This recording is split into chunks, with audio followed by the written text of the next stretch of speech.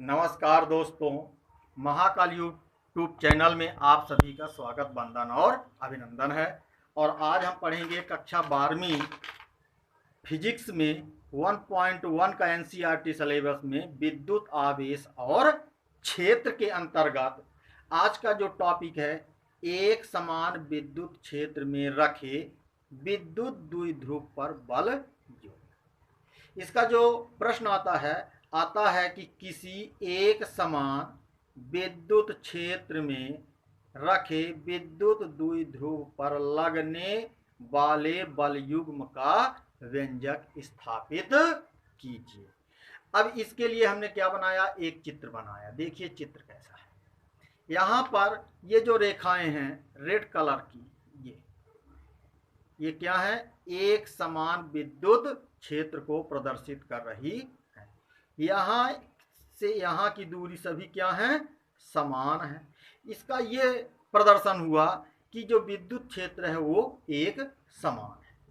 अभी एक समान में विद्युत क्षेत्र में एक विद्युत द्विध्रुव रखा है, यानी इस पेन की तरह ऐसा क्या कोण बनाते हुए, यहां से ये ए बिंदु है और यहां पर मान लीजिए क्या है, बी बिंदु है।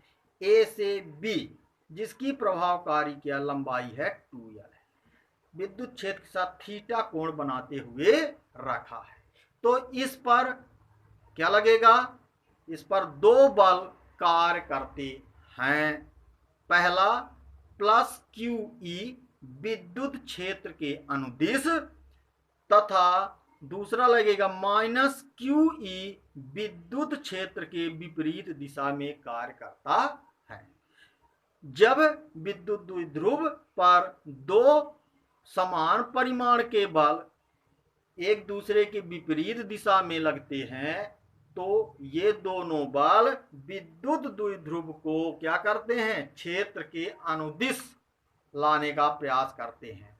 जैसे मान लीजिए यह एक पेन है, यह पेन यहाँ एक बल लग रहा है, यहाँ पर ये बल इसको ऐसे घुमाना चाहता है, ये इसको। जब हम इस पेन को ऐसे घुमाएंगे, ऐसे ये इस दिशा में बल लग रहा है और ये इस दिशा में, तो ये क्या होगा, ऐसे बल घूमेगा ऐसे। तो ये जो पेन घूम रहा है किस दिशा में घूमना चाहता है, विद्युत क्षेत्र की दिशा में घूमने का प्रयास करते हैं ये दोनों बल। अब चूंकि दो बल समान परिमाण के हैं अतः क्या बनाते हैं, एक युग्म का निर्माण करते हैं जो विद्युत द्विध्रुव को क्षेत्र के समांतर लाने का प्रयास करता है। इस प्रयासकारी बल को क्या कहते हैं, प्रत्यानयन बल युग्म।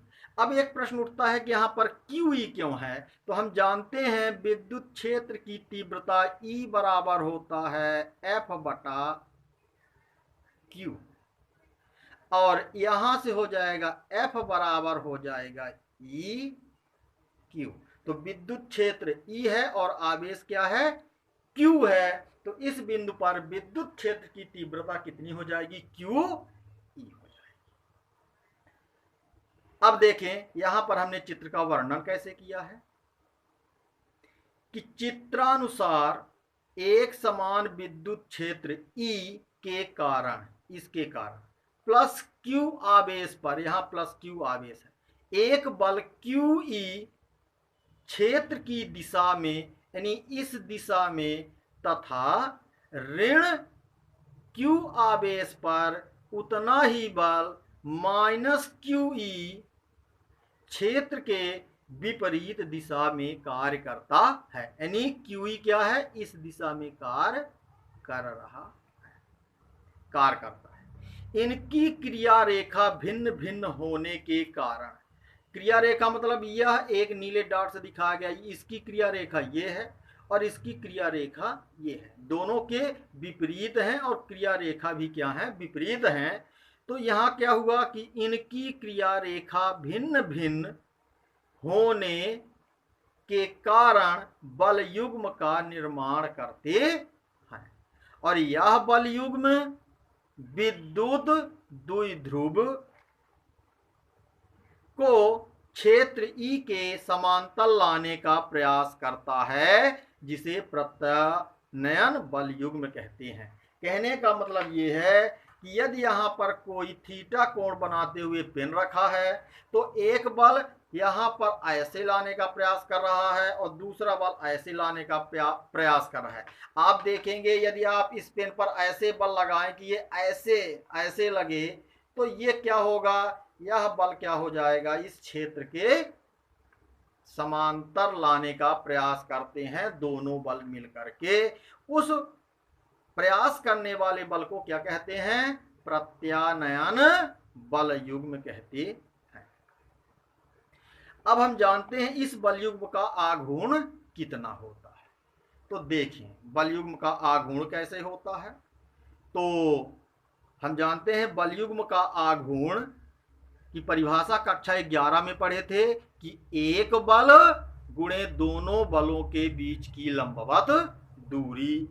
तो टाउ बराबर हो जाएगा एक बल, कौन से बल में, प्लस क्यू ई और माइनस क्यू ई में एक बल गुणे दोनों बलों के बीच की लंबवत दूरी। एक बल इस दिशा में लग रहा है, यानी हम नोक की दिशा बता दें, और एक बल क्या लग रहा है, इस दिशा में लग रहा है, इस दिशा में लग रहा है।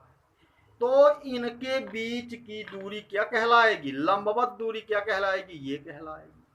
इसके लिए हमने क्या किया, हमने यहां से एक लंबवत रेखा खींची यहां तक, यानी ए से सी की ओर, और इस बिंदु को हमने इससे मिला दिया।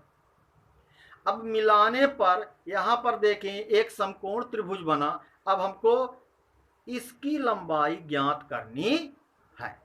तो इसकी लंबाई ज्ञात करने के लिए क्या किया, यह एक क्या बन गया, ए बी सी एक समकोण त्रिभुज बन गया, जिसमें क्या पता है, हमको लंब निकालना है और कर्ण का मान मालूम है। और ये कितने अंश का कोण बना रहा है, थीटा का, क्योंकि ये भी थीटा का बना रहा है। तो समकोण त्रिभुज में देखिए यहां हमने बनाया, समकोण त्रिभुज में क्या हो जाएगा, साइन थीटा बराबर, थीटा के सामने की भुजा क्या कहलाती है, लंब। तो लंब बटे कर्ण, तो लंब ही हमको मालूम करना है।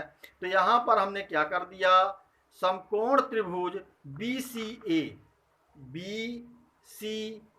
में साइन थीटा बराबर लंब, लंब क्या है AC, कर्ण क्या है AB। तो यहां पर हमने रख दिया लंब बटा कर्ण AC और AB।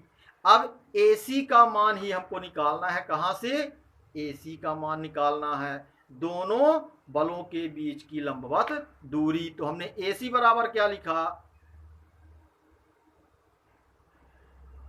AB into sine theta, AC का तिर्यक गुणा किया और साइन थीटा और AB का गुणा हो जाएगा। तो कितना हो जाएगा, AB का मान देखिए कितना आ गया, AB का मान कितना है 2L, विद्युत द्विध्रुव की प्रभावकारी लंबाई, तो 2L। तो कितना हो गया, AB into sine theta, AB का मान है 2L, तो लिख दिया हमने 2L साइन थीटा, यानी लंबवत दूरी कितनी आ गई, इस चित्र में देखिए स्पष्ट दिख रहा है 2L साइन थीटा। तो जैसा चित्र में बताया गया है कि एक बल यानी QE गुणे 2L साइन थीटा, इसको हम हल किया तो क्या लिख दिया, ये 2, ये Q और ये L, तो लिखा 2QL।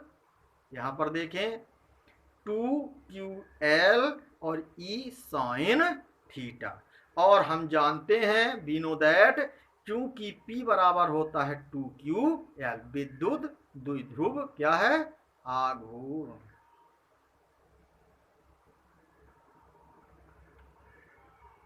तो आघूर्ण है तो टा बराबर हो गया PE साइन थीटा, यही अभीष्ट व्यंजक है किसके, बल युग्म के आघूर्ण का। अब इसकी विभिन्न स्थितियां होती हैं जो सामान्य ज्ञान अथवा ऑब्जेक्टिव प्रश्नों के लिए प्रयुक्त की जाती हैं। अब देखिए कैसा है स्थितियां हैं।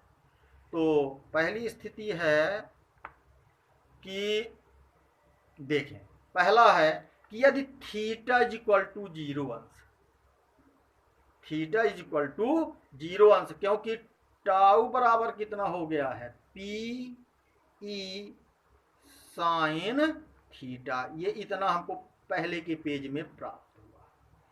यदि थीटा बराबर 0 अंश तो ये क्या हो जाएगा, साइन थीटा, थीटा का मान 0, साइन 0 का मान हो गया 0, तो टाउ बराबर हो गया 0।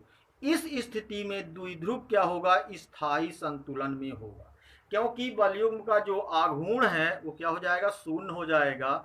और जो द्विध्रुव है, यहाँ पर देखिए एक चित्र बना है, द्विध्रुव घूमेगा नहीं, जब क्योंकि आघूर्ण क्या हो जाएगा, शून्य हो जाएगा। तो ये क्या हो गया, स्थायी संतुलन, यानी जो द्विध्रुव है ऐसे फिक्स रखा है। दूसरी स्थिति आती है कि यदि थीटा बराबर 90 अंश, यानी द्विध्रुव कैसा रखा हुआ है। अच्छा, थीटा बराबर 0 पर द्विध्रुव कैसा होगा, इस स्थिति में होगा, अक्ष ये विद्युत क्षेत्र है और यहाँ पर ये द्विध्रुव हो गया। अब कहता है कि थीटा बराबर 90 हो, यानी ये ऐसा हो, सीधे लंबवत रखा, तो टाउ बराबर क्या हो जाएगा, पीई, क्यों, क्योंकि साइन 90 का मान 1 होता है। इस स्थिति पर द्विध्रुव पर लगने वाला बल आघूर्ण अधिकतम होता है, क्योंकि पीई आ रहा है, यानी इस स्थिति पर सबसे ज्यादा बल लगेगा, एक इस दिशा में और एक इस दिशा में लगेगा। अब तीसरी स्थिति आती है, यदि थीटा बराबर 180 अंश हो तो टाउ बराबर 0, यानी यह पेन अभी ऐसा है, ऐसा घुमाने का प्रयास कर रहा है, यदि यह विद्युत द्विध्रुव ऐसे घूम जाए, यानी थीटा से कितने अंश का कोण बनाए, 180 अंश का, इस स्थिति में द्विध्रुव अस्थायी संतुलन में होता है। ये ऑब्जेक्टिव के लिए है कि द्विध्रुव एक समान विद्युत क्षेत्र में द्विध्रुव अस्थायी संतुलन में कब होता है, जब विद्युत क्षेत्र और द्विध्रुव के बीच बनने वाला कोण 180 अंश का हो, 90 अंश का हो, 0 अंश का हो। ये ऑब्जेक्टिव के लिए भी महत्वपूर्ण प्रश्न है। अब एक स्थिति आती है कि यदि E बराबर 1 क्या है, विद्युत क्षेत्र की तीव्रता क्या हो जाए, एकांक हो जाए, साइन थीटा बराबर 1, और ये कब होगा, जब थीटा का मान 90 अंश हो जाए, तो जो टाउ बराबर हो जाएगा, टाउ बराबर पी साइन थीटा से कितना हो गया, टाउ बराबर पी ई 1 हो गया और साइन थीटा का मान 1 हो गया। इसको हम हिंदी से लिख रहे हैं, तो हिंदी से क्या लिखा, अतः विद्युत द्विध्रुव को एकांक तीव्रता के एक समान विद्युत क्षेत्र, यहां पर हमने हिंदी से लिखा एकांक तीव्रता के एक समान विद्युत क्षेत्र के लंबवत रखने पर प्रत्यानयन बलयुग्म का आघूर्ण यानी टा विद्युत द्विध्रुव आघूर्ण के बराबर होता है। यह निकालने का उद्देश्य यह था कि कभी कभी प्रश्न परीक्षा में ऐसा पूछ देता है कि सिद्ध कीजिए कि किसी विद्युत द्विध्रुव आघूर्ण उस प्रत्यानयन बलयुग्म के आघूर्ण के बराबर होता है, जबकि विद्युत द्विध्रुव को एकांक तीव्रता के एक समान विद्युत क्षेत्र के लंबवत रखा जाता। बहुत बहुत धन्यवाद। हम अगले भाग में विद्युत फ्लक्स के बारे में जानेंगे। धन्यवाद। जय भारत, जय श्री राम।